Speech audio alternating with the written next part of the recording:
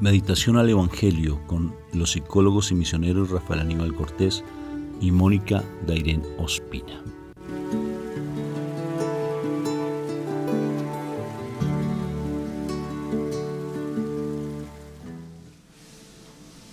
Que el Señor me los bendiga el día de hoy, que el Señor siga llenando de su gracia, esa gracia que a través del Espíritu Santo le dio a nuestra Madre María, también llegue a nuestros corazones.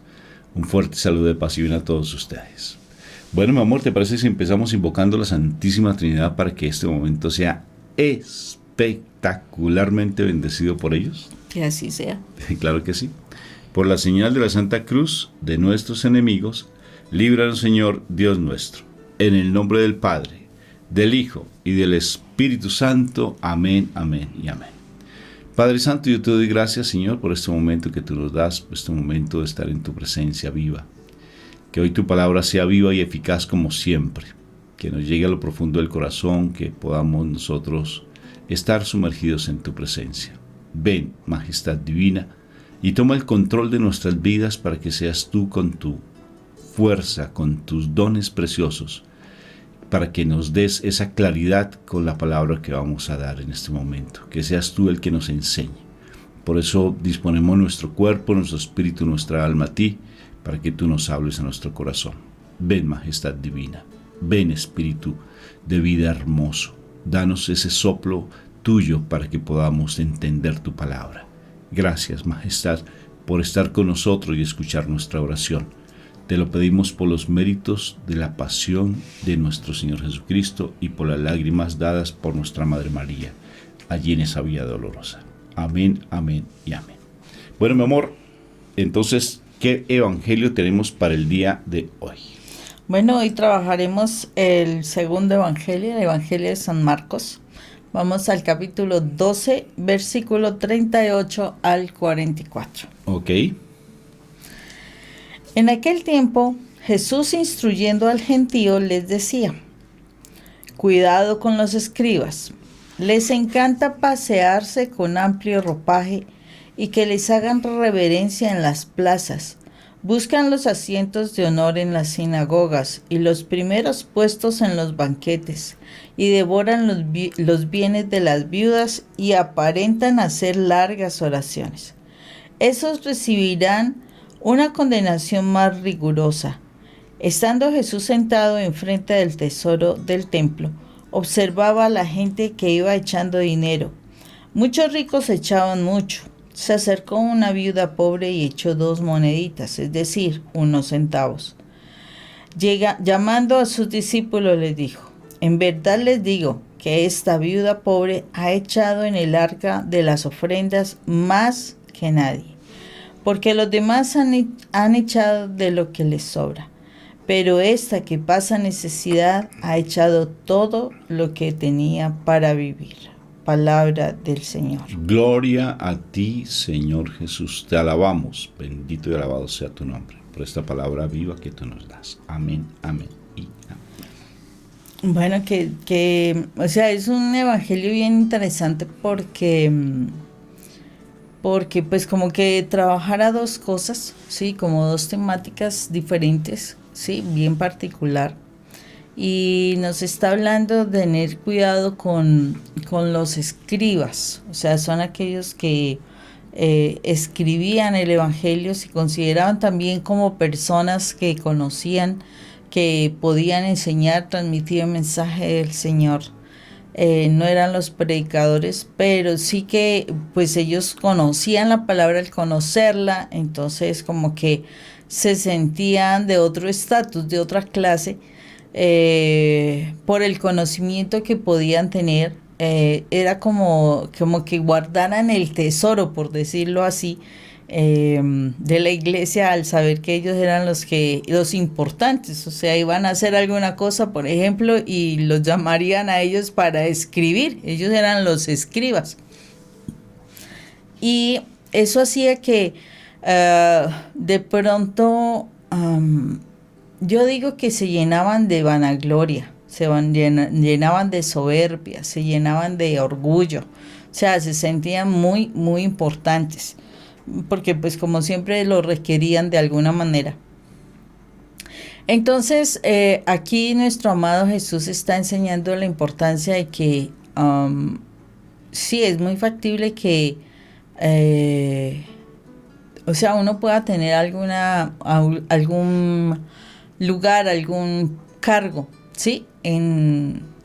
Algún cargo en la parte espiritual, en la iglesia, ¿sí? Pero que uno debe tener mucho cuidado de no llenarse de esa vanagloria, de no llenarse de esa soberbia o de ese orgullo, porque mientras más sepa uno de la palabra, mientras más conozca uno, desafortunadamente a uno le van a exigir. ¿Por qué razón? Porque, o sea, se supone que si tú conoces las cosas, tú debes hacerlas cada vez mejor, ¿sí? Si más profundizas, más excelencia debe haber en tu comportamiento. Y aquí específicamente se está viendo una situación donde hay una doble moral, una doble forma de vivir. Ellos conocían muy bien lo que el texto bíblico decía, lo que la palabra de Dios dice, pero todo su comportamiento era poco misericordioso, porque hablamos allí específicamente de no tener como esa pues compasión por las almas, que se aprovechaban de personas que estaban en desventaja, en debilidad. Fuera de eso les gustaba su reconocimiento, les gustaba su lugar, y que se los reconocieran, ¿no? Que les pusieran en primer lugar todo, que los trataran como si fueran reyes. Y en el reino de los cielos, y nuestro Señor Jesús habla precisamente de la humildad, de que nosotros hagamos las cosas con humildad. Y cuán difícil para todos nosotros, aún en nuestro hogar, en nuestro trabajo, en tantas situaciones, nos estamos dando cuenta de que una persona que tiene un conocimiento muchísimas veces se envanece por ese conocimiento, y entonces espera que se le brinde pleitesía, o sea, se le reconozca demasiado. Entonces está todo el tiempo en esa postura, es que yo, y está esperando que toda la gente le reconozca la situación. Que por ser esa persona y por el conocimiento que tiene, entonces que se le tienen que abrir las puertas como sea, se le debe dar el lugar de privilegio donde sea, que inmediatamente se le trate como si fuera el rey en cualquier parte.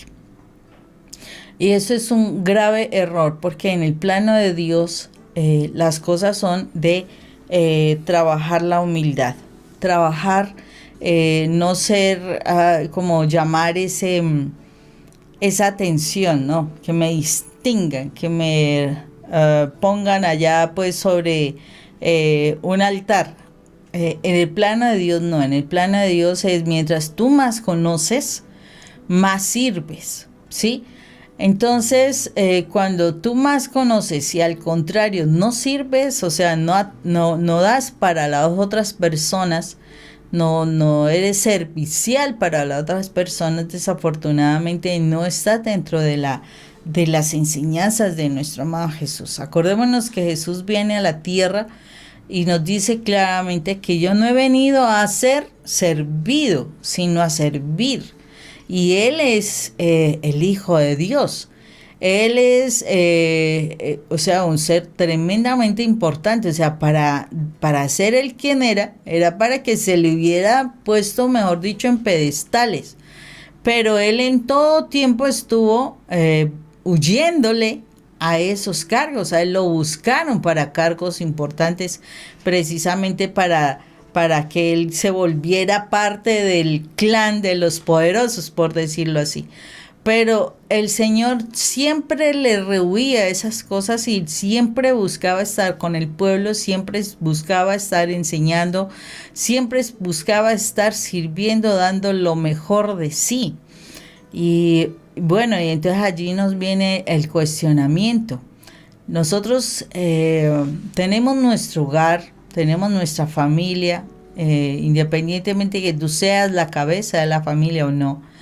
Pero ¿cuál es tu actitud? Uno puede ver, por ejemplo, familias donde padres muy humildes, campesinos del campo, o sea, campesinos, trabajadores demasiado esforzados que se esfuerzan. Estoy como bueno, repitiendo mucho. Entonces, ellos se están esforzando, son unos padres muy trabajadores que tratan de darle lo mejor a sus hijos. Entonces los mandan al estudio, les dan una profesión, mientras que ellos no tuvieron escasamente sino unos años de escuela nomás. Y después esos hijos, teniendo esos títulos profesionales, empiezan a despreciar y a sentirse avergonzados de sus padres por causa de la formación de ellos o de lo humilde de su origen, ¿no? Entonces, como que los desconocen, lo dejan de lado, se les olvida quiénes fueron los que les aportaron para sus estudios, para ponerlo en el lugar de privilegio que le pusieron.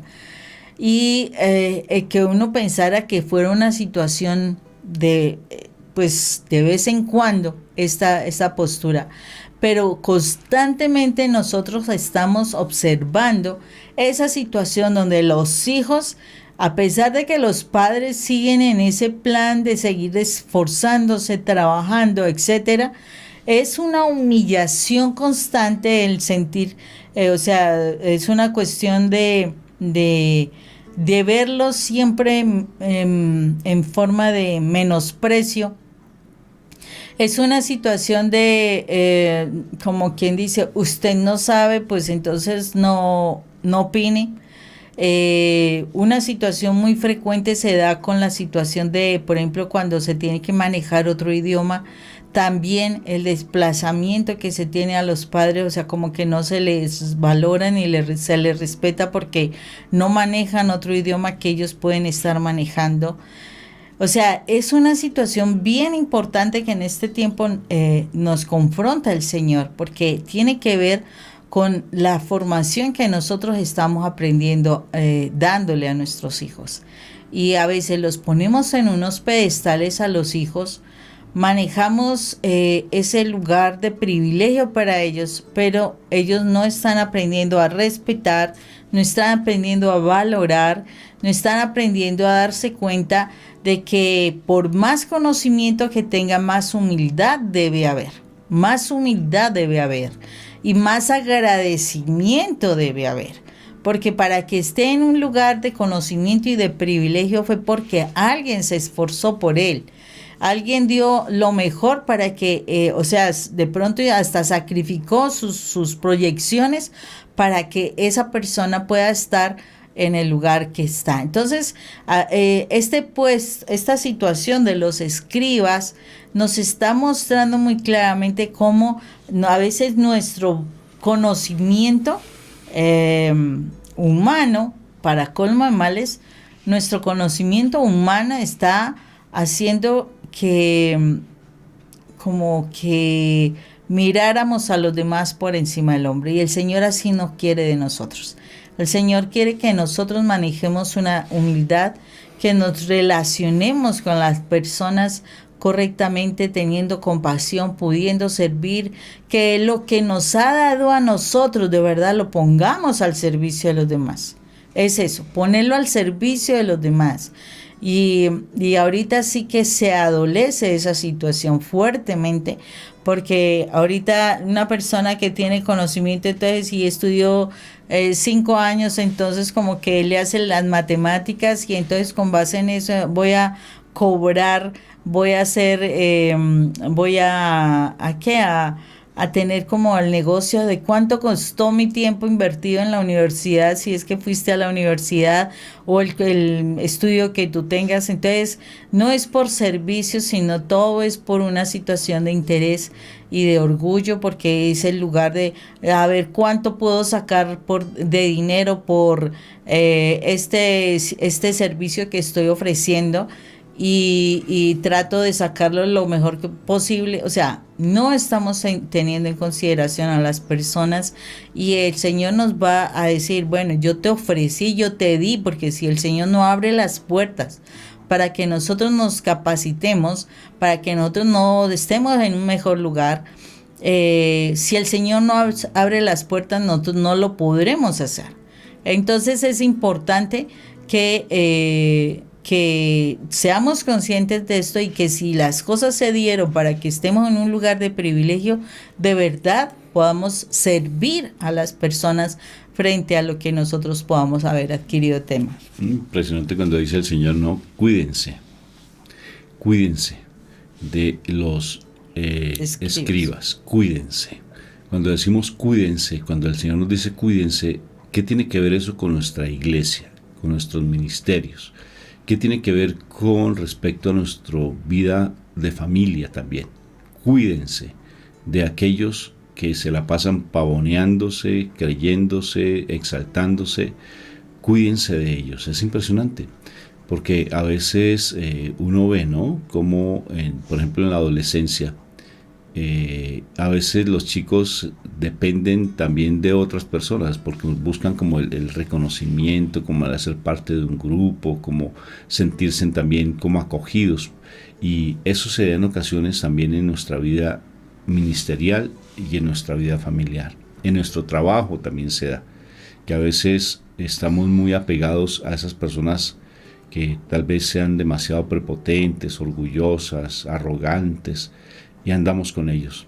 Hay una historia que en su momento yo la conté, que me llama tanto la atención, que es una fábula, y me gusta mucho esa fábula, de una loba que iba con sus lobatos, y iba por la orilla de un río, en el bosque, por el lado del bosque, y al otro lado del río, al otro lado en la otra playa, había un tigre que estaba hundiéndose en arenas movedizas y estaba cada vez hundiéndose. Entonces él gritaba, en esa fábula, gritaba y gritaba para que alguien ayudara. Se acercó un ciervo con unos cornamenta toda hermosa, y cuando se acercó al tigre, el tigre le dijo, ayúdame.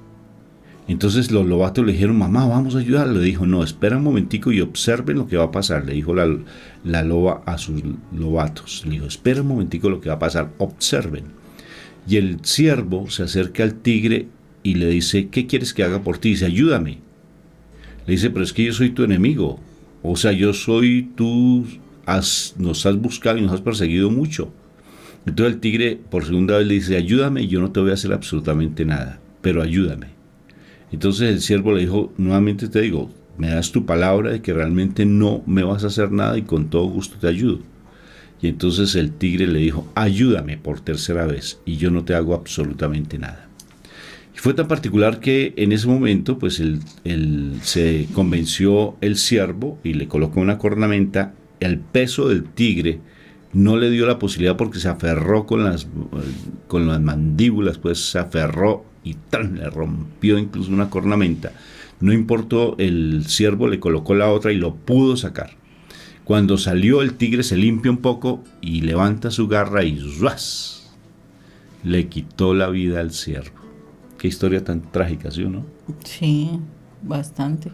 Y luego le dice, los lobatos se quedaron asustados, pero sorprendidos.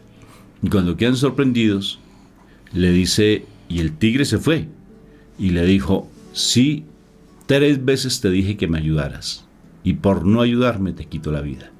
Y se fue, dejando el pobre ciervo muerto. Le dice la mamá loba a sus lobatos. ¿Qué entendieron? Los lobatos estaban sorprendidos. Decían, no mamá, no sé, le dijeron ellos.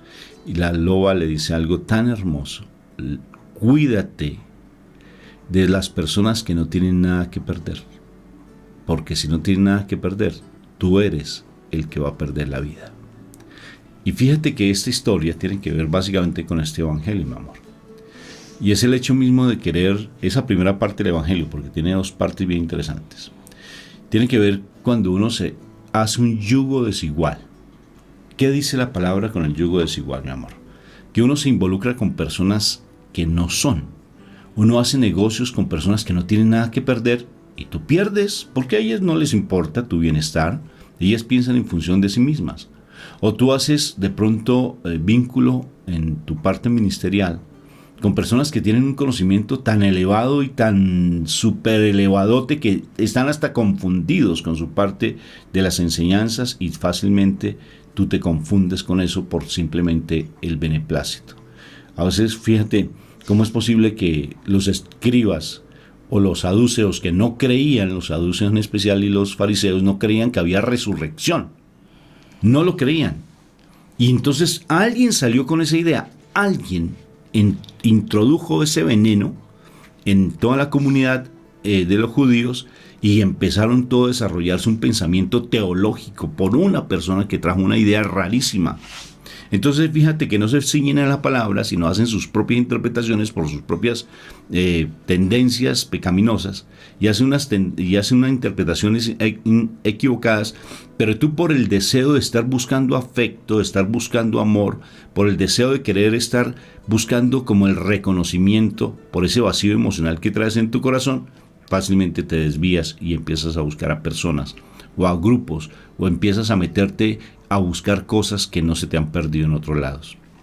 Porque andas así y te involucras con personas demasiado arrogantes, demasiado prepotentes y lo que haces es perder esa salvación, perder ese encuentro personal con nuestro Padre Dios porque te confunden. Eso por un lado. Y lo segundo, ¿cómo es de importante, Moni?